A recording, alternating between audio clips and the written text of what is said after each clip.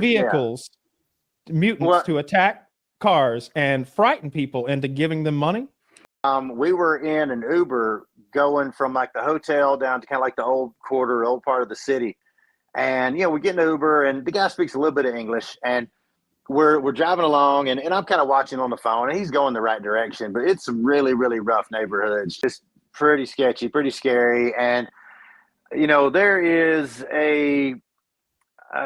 due to a lot of the pollution, a lot of poor health care, some people don't have access to good health care. There's a lot of birth defects there, and you get people with some really traumatic mutations. And there are people who kind of get groups of these people together, and they'll kind of like mob a car to kind of like, I guess, sort of scare people into giving them money or whatever. Vehicles, mutants to attack cars and frighten people into giving them money?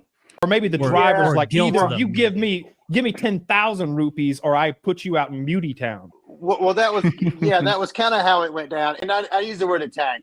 They were not attacking. They were just sort of. We're driving along, and the guy kind of comes to a stop in the car, and like these people kind of come out of the curb, and they're just sort of like kind of reaching in the window a little bit, and they got and some of these people are pretty striking and pretty tragically afflicted with these mutations. And anyway, they're kind of shaking the car a little bit and kind of reaching in and just sort of kind of reaching for my partner's hair, and and it's. I didn't really feel like dangerous, but it was kind of alarming. Like, this is not what I planned. And the guy like literally like holds the phone up like over the seat of the car and like just turns the app off.